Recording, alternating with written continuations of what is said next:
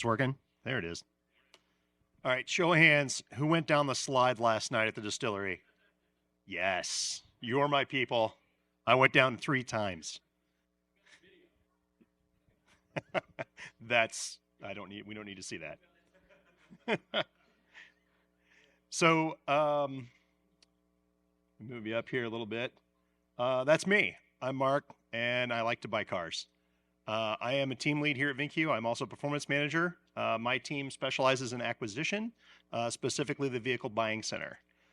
Between us, we were kind of comparing notes a minute ago, between the 3 of us, over 75,000 cars in our careers. So from the public, at auction, both in lane and simulcast. So I guess you can say we know a thing or two because we've seen a thing or two.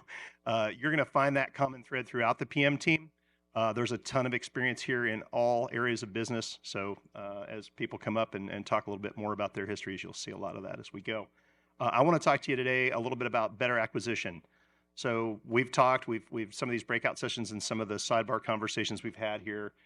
We've talked about how we buy cars, not just filling holes.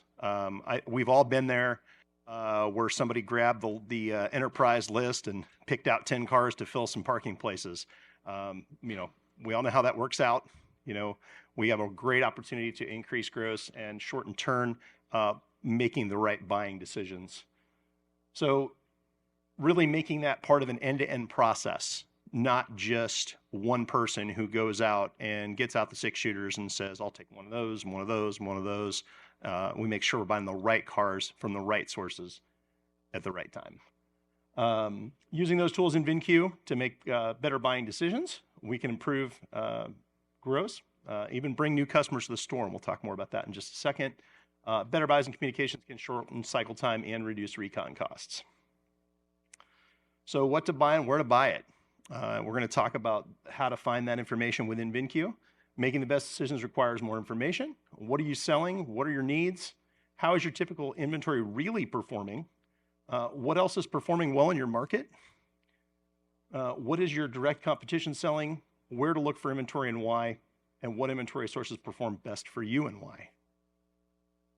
So what do you need? We're going to go through a couple tools here, including the stocking report to find out what you've sold and what you need, what you're doing well with, digging into my sales to really see truly what you're selling, not what you think you're doing well with. Looking outside of your usual core inventory to see what sells in your market. So getting outside your wheelhouse a little bit sometimes, broadening that range. You may have killed it with PT Cruisers for a lot of years, but those are getting harder and harder to find. It's trying to look for some other stuff out there. So the stocking report can show you sort of a basic overview. We're going to start, like from a 10,000 foot view. We're going to look more broadly at what we have in inventory currently, what we need by class. So we can see a little bit of detail as we open that up by clicking the numbers to the right. We can actually see what we do well with our top performers and what is a top performer in the market right there as well. So again, this is high level. We can also see not only by class, but by price band, what we need and what we've done well with. So this is an important component because you'll see as you maybe have an overage in a class need, but it may be in areas that you're not selling in volume. So you need to fill those price bands as well. What do you really do well with? So this is something we talk about a lot. And when I ask my dealers and we have conversations about what do you think you sell? Well, I kill it with fusions. Man, fusions are my wheelhouse. Are they? Okay, well, let's take a look. We get in there and yeah, you sold 2 of them really quick and you made some good money, but the other 10, they've been there a while and they're not making money. So, just because that happened 6 months ago doesn't mean it's happening today. Let's make sure we're looking at the freshest data. We can take a look there. We can sort and filter this information. There's even some additional detail where we can go into your top sellers and your recent sales. You can also take a look at the sales log where you can pick date ranges. So if you want to go back further, you want to look at trends, you want to look at what's going on the last 6 months versus the last 30, you certainly can. And what else is out there? So this is one of the tools in VINCUE that I get the most excited about, and this is the demand tab.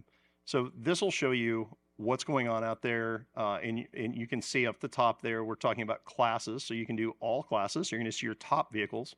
You're going to see the last 30, and then 31 to 60 days age, number of units sold, and time to sell. And then to the right there, you'll see what you have in inventory there in blue.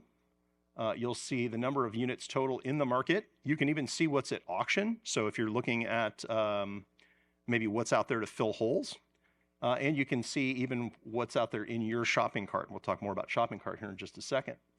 So the idea there is by looking at the number of units in the market, like for instance, you say, what's the number one vehicle in my market? Well, we look it up and it's F-150s. Cool, that's awesome. That's the number one vehicle in the market. How many sold last month? 72. How many are in the market? 1,500. The ones that sold might have sold fairly quickly, but that's a big market day supply. So we can drill down and use this report and really take a closer look at what makes sense for us. And again, those class needs, if you've done well with mid-size cars, but the mid-size cars you've always put on your lot aren't out there anymore, you need to find some new stuff, this is a great place to do this. Expanding, you can expand the model year. All these columns are actually sortable as well. So you can sort by, say, age or by number of units. And you can see the drill down there in model year. So this is a good example. So when you look at some of these, you look at what's at auction, you can see there are plenty of units at auction, but they're only in a couple model years there. So it lets you know kind of if you're appraising a car that's doing really well in a model year that's not out there, not available, maybe that's one to step up on. Competition. So your specific competition. This is a great tab too, and I kind of geek out over this. And just a little bit of a warning, this is a little bit of a rabbit hole. I have plenty of guys that get in here and start setting up their competitors. And as they do, they spend an awful lot of time in here really taking a deep dive into what their competitors have, what they're doing, what their strategies are. Just sort of a basic overview there. You can search on the right-hand side there in the gray box. You can search dealers near you, and you can add them to this list by clicking on the crosshairs. So when clicking in there, you can see a sort of a basic summary, how you compare, how you stack up to your competitor, what they're selling, what you're selling, and how that looks. Then doing a deeper dive, you can actually go all the way down to their pricing strategy, what specifically they have by class, and even see their listings. You can actually click on those and it'll take you right to that vehicle detail page. So you can get an idea how they're merchandising, what they're selling. Are they responding to your pricing strategy? Are they throwing everything out there just a hair more than you, or low, or just a little bit lower to counteract that? So lots of lessons to be learned here as well. So now that we know kind of what you do well with, what you need, and what your competitors are doing, as well as sort of big market factors, we want to put all that together in what we call our buying plan. There were some references to that earlier, but the buying plan allows us to put together our vehicles that we find are the most important to us. And we can do that by year, make, model, and miles.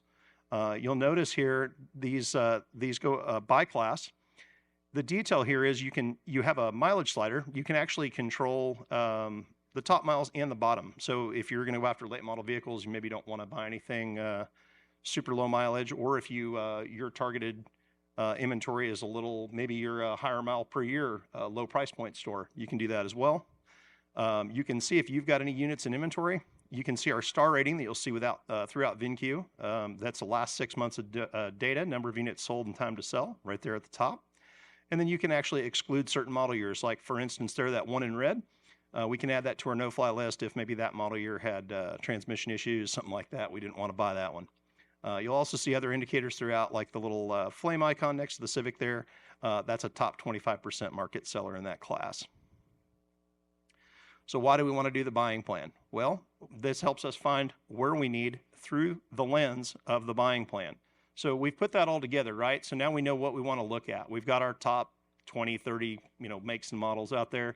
So we can view this through multiple channels, viewing it through that lens of the buying plan. So in this case, we're going to kind of go from worst to best here. So auction, why do we buy at auction? Well, we kind of have to, right? We don't necessarily want to, but we need these cars. We are going to pay buy fees. We're going to pay transport. There's going to be time, getting that vehicle landed to us, and there is some additional risk there. Arbitrations, even though that is in air quotes, a protection for us.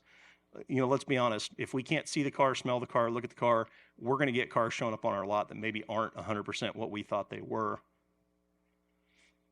This gives us the ability, though, to go through here and find those cars that we have to buy at auction. You can actually, Chris kind of referenced this a little bit, but you can see some mileage sliders, price, grade. You can appraise the car from right here. You can actually link right out to that vehicle detail page, take a look at that car, or you can add it to your shopping cart. So you'll see the little shopping cart icon there. Clicking that actually adds those units to basically a workbook. So with that workbook, you can do this across multiple channels. You can do it for multiple sales. You can organize not only what you've got on your list, but what everybody else at your store's got on theirs. So you can help reduce overlap as well. You can add notes. You can appraise it. You'll notice there you've got some valuations. I actually appraise these cars, so they're there. You can add a max bid price. You can even, after the sale's over, you can show what the vehicle did if you want to go back and kind of do a review and see kind of how these cars ended up. But great place to work that out. Same thing, private party. Those of you that are using the VBC, and we're going to talk more about that in a second too. This is a great opportunity to leverage your buying plan and see that through the lens of your vehicle buying center. So you'll see this is a different view of the same thing. If those of you that have VBC and haven't been on this page, you're missing out. This is basically viewing everything in your vehicle buying center through this. So you can sort and filter. You can add in sorting your columns. You can actually, clicking that gray box there where it says all, will show you everything that showed up in that sample. So you can get real granular. You can see things like specific trim levels. If you scroll down on this page, you can actually see which vehicles have a VIN captured, a lot of additional information that you can't see on the main VBC page yet. And then lastly, your VINCUE network. So this is the D2D that Chris and Danny were talking about earlier. This is also viewable through your buying plan. One thing to mention that I didn't really, we sort of talked about with autopilot, David is working on basically being able to target only what's in your buying plan. There's going to be an option there for autopilot as well. So you'll actually be able to, I think there was reference to too many opportunities, too many Facebooks, too many reaching out there for autopilot. This is a great way to go after those ones that are most important to you. So speaking of VBC, I know a lot of you have it, but I definitely want to talk about it for those that may not. So the Vehicle Buying Center is a way to put everything together. It's a way to sort of make private party more manageable. And what this does is this pulls on the outbound side. There's an inbound and an outbound component. On the outbound side, this actually pulls in from 5 major platforms and allows us to work those not only through the buying plan like we just talked about, but sort, filter, and find additional detail through our filters there on the left and right. You can actually communicate directly from these tiles, and then you can see what your people are doing, what they're engaging, and even specifically what they're saying in those conversations. You can then measure results. We even have a chat summary tab. So this makes it a whole lot easier to measure and manage your team. So the inbound portion is customers coming to us. This is we can do this through a variety of different ways. We can do it through marketing materials, QR codes, leveraging our service drive, marketing campaigns, to a simple portal on your website where you can get a trade valuation or a customer offer. We also utilize what we call a sell-to page, which is a standalone website that we can drive traffic towards. So the whole idea of private party, especially on the inbound side here, is these are customers that wouldn't have ordinarily come to you. These are new customers. These are folks that would not have found you otherwise. And these are people that are going to end up on your showroom floor. So this is a way to drive traffic, not just buy cars. So customer offer is a component of both inbound and outbound. On the inbound side, if they are clicking on that portal and they are asking for a customer offer, if we have enough information about that vehicle, we're going to need year, make, model, trim, and miles. We can actually generate this customer offer. A lot of you have seen this already. We had it up on screen earlier. The VINCUE Marketport and ACE are going to take this over, so they're going to take it to the next level. But even as it stands, it's pretty cool. This is controllable by you. So this isn't a valuation tool that you don't have control over. You can actually get in through your dealer settings right there at any time and make adjustments to how these offers present. So that's about all I've got. They told me that if I didn't hurry up and get off the stage, they were going to cut my mic. So